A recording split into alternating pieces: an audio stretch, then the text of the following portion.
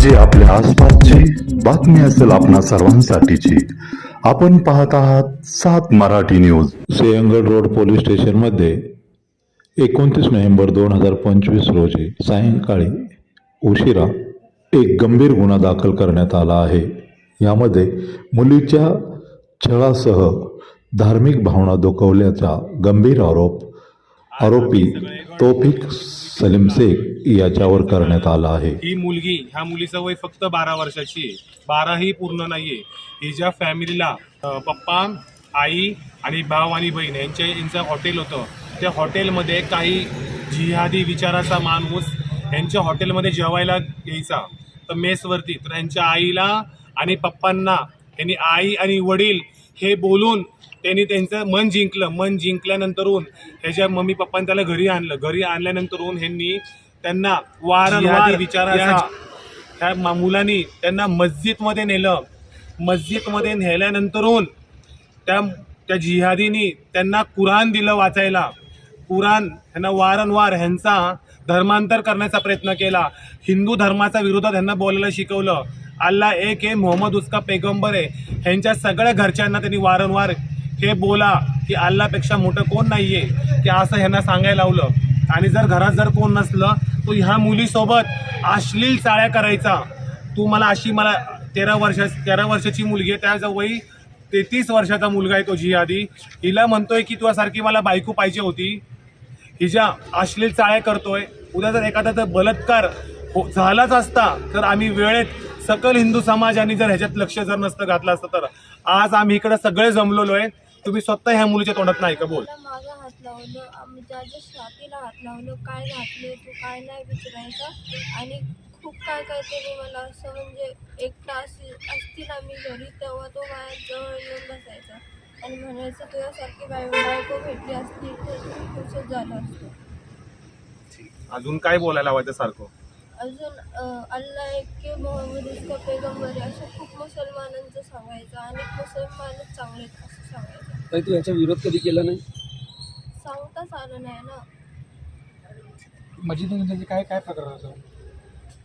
म्हणजे असं आम्हाला खेड शिवापूरचं जे आहे ना तिथं आम्हाला नेत होता तो, आणि पप्पांना कर्वेनगर तिकडं कुठेतरी आहे ना तिथं न्यायचा। तर तसंच असं नेता त्यांनी असंच सरळ हे केलं आणि नंतर माझ्यासोबत अशी घाण व्यवहार केले। म्हणून अभिरुची पोलीस स्टेशननी हा पास्को अंतर्गत आणि धर्मांतरच्या अंतर्गत हा गुन्हा दाखल झाला पाहिजे, अशा आम्ही पोलीस स्टेशनकडेही मागणी करतोय। नाहीतर अन्यथा आम्ही सकल हिंदू समाज 2 दिवसात जर पोलीस प्रशासनाने जर या जिहादीला जर अटक जर नाही केलं, आम्ही सकल हिंदू समाज या रोडवर उतरू, आम्ही आमचा निषेध व्यक्त करू। म्हणून आम्ही पोलीस स्टेशनला हे सांगतो की 2 दिवसाचा अल्टिमेटम तुमच्या पैसे आहे। जर या जिहादीला जर तुम्ही अटक जर नाही केलं, मग ह्याच्या पुढं 2 दिवसामध्ये जे होईल ह्याला सगळ्या गोष्टीला जिम्मेदार आहे पोलीस प्रशासन असणार। पुणे शहरामध्ये अशाच महिलांना रांगून चालन करून त्यांच्या मुलींवर अत्याचार करण्याच्या घटना बऱ्याच वाढलेल्या आहे। 2-3 महिन्यापूर्वी वारजात अशाच प्रकारची घटना झाली होती। आज सिंहगड कॉलेजच्या येथे ही जी छोटी मुलगी आहे तिच्या आईबरोबर आई आई असं बोलून तिच्याशी दोस्ती वाढवली, तिच्या घरी ये जा वाढवली आणि आज त्या बाईला घेऊन तो गेलेला आहे। आणि ह्या ताईंनी आता सांगितल्याप्रमाणे तिला अश्लील चाळे तो करत होता असं तिच्या बोलण्यात आलेलं आहे। तिच्या वडिलांना आणि तिच्या भावालाही त्यांनी डोस दिलेला आहे की तुम्हाला मारू अशी प्रवृत्ती पुणे शहरामध्ये मोठ्या प्रमाणात वाढती आहे। कोणाला जर असं वाटत असेल कुठला पक्ष आमच्या बाजूला आहे, कुठली संघटना आमच्या बाजूला आहे, हा विचार न करता जशाच तसं उत्तर देण्याचा हिंदू समाज सक्षम आहे।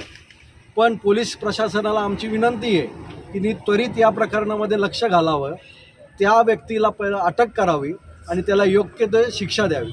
अन्यथा हिंदू समाज जर रस्त्यावर उतरला तर शिक्षा देण्यासाठी सक्षम। आता झालेला प्रकार या मुलीने साहेबांना सांगितलेला आहे, पोलीस प्रशासनानं सांगितलं की आम्ही त्वरित त्याच्यावर FIR दाखल करून घेतो आणि कारवाई करतो। पण आता दिदी म्हणल्या त्याप्रमाणे की लवकरात लवकर कारवाई तर झालीच पाहिजे, पण या अशा नराधमांना वचक बसला पाहिजे।